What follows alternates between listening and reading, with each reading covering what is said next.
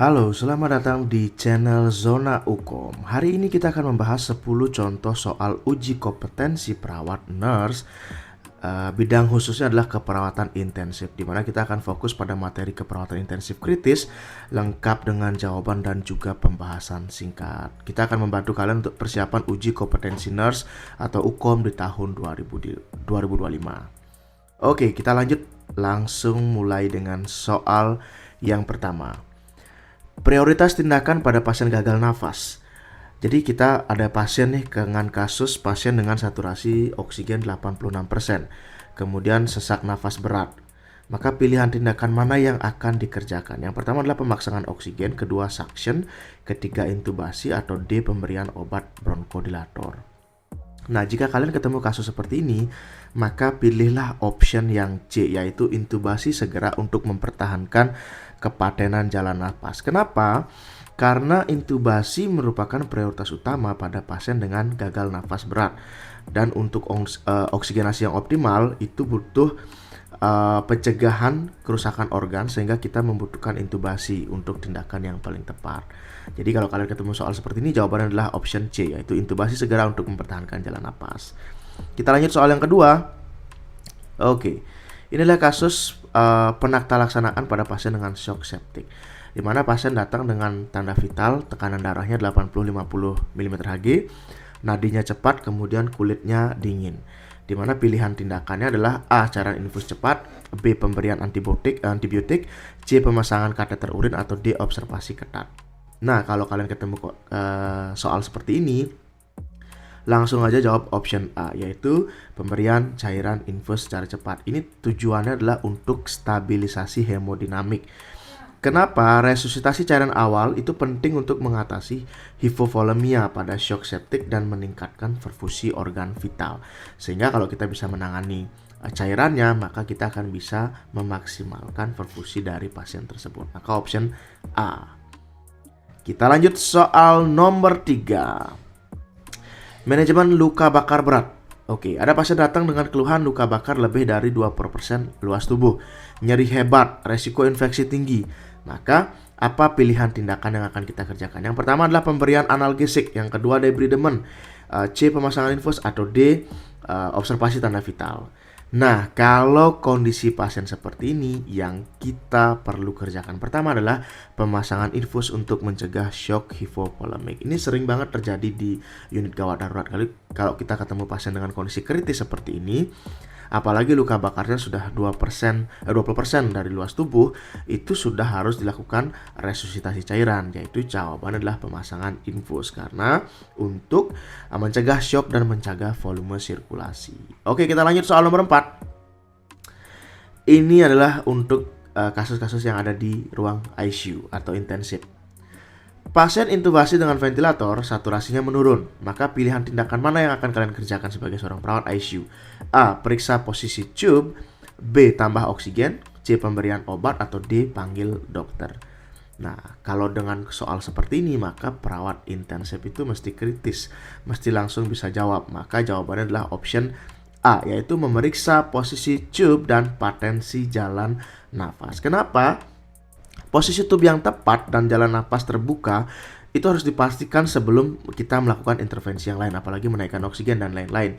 Sehingga kesalahan posisi dapat menyebabkan pasien mengalami hipoksemia berat. Sehingga option yang paling tepat adalah kita memastikan posisi tube dan patensi jalan napas.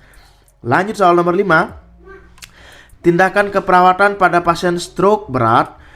Jadi, kondisi pasien ini dengan kondisi hemiparesis, kesulitan menelan atau disfagia. Maka pilihan tindakan adalah A. Pasang nasogastric tube, B. Latihan fisik, C. Observasi kesadaran, atau D. Pemberian obat antikoagulan. Nah, kalau ketemu kasus seperti ini adalah kondisi pasien kritis dengan kondisi stroke.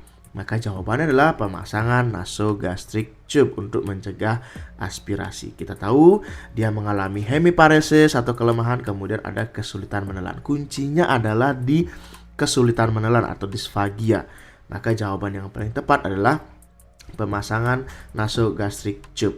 Ini juga beresiko terjadi pneumonia pada pasiennya, maka harus dicegah. Kemudian pemberian nutrisi dan juga obat lewat NGT aman dan efektif?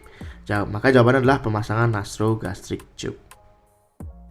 Soal nomor 6, penata laksanaan pasien dengan gagal jantung akut. Ini kalau pasien dengan intensive care cardiac unit. Ada pasien datang nih dengan sesak nafas, udem paru, tekanan darah tinggi, maka pilihan tindakan mana yang akan kamu pilih? A. Pemberian diuretik, B. Pemberian antibiotik, C. Pemasangan kateter urin, atau D. Observasi ketat. Maka jawaban yang tepat adalah pemberian diuretik untuk mengurangi beban cairan. Kita tahu di sini kuncinya adalah udem paru, tekanan darah tinggi, dan juga sesak nafas. Jadi sesak nafasnya diakibatkan oleh kecurigaan penumpukan cairan di paru-paru sehingga terjadi edema paru. Maka pemberian obat diuretik akan membantu mengurangi edema paru, sesak nafas, dan juga memperbaiki fungsi jantung sehingga mengurangi cairan preloadnya. Soal nomor 7, prioritas tindakan pada pasien trauma kepala berat. Ini kalau misalkan kita jadi perawat kritis itu ya.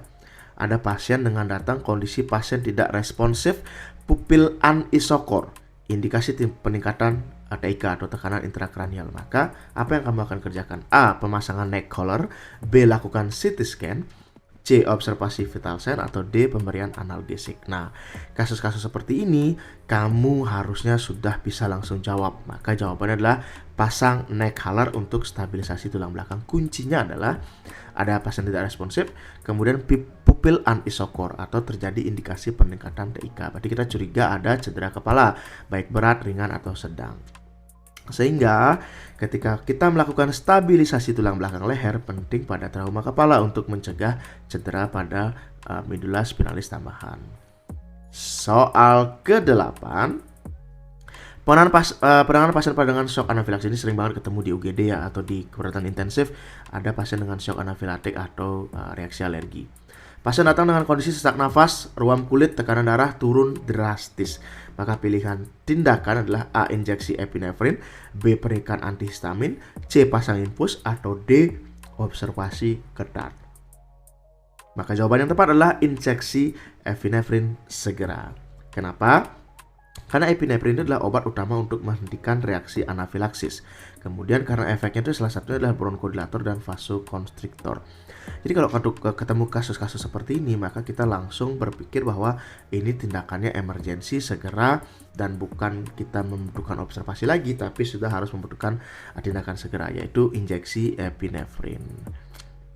Nah, intinya teman-teman ya, dari beberapa soal yang saya sebutkan tadi di atas latihan soal tadi, kita cari kuncinya atau benang merahnya. Mau dibikin seperti apapun nanti soalnya dalam bentuk istilahnya cerita atau misalkan soal-soal dengan banyak variasi data, kalau kita bisa menemukan kata kunci seperti soal-soal di atas atau latihan soal di atas, itu kalian sudah bisa langsung menentukan tindakan apa yang akan kalian kerjakan sebagai perawat intensif. Sehingga inilah manfaatnya kalian melatih diri kalian terus-menerus untuk memantapkan diri untuk menjawab soal-soal UKOM nantinya.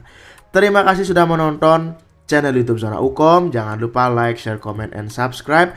Dan pastikan kalian nyalakan lonceng notifikasi. Dan aku bakal share soal-soal atau latihan soal UKOM di channel ini. Jangan lupa subscribe. Terima kasih.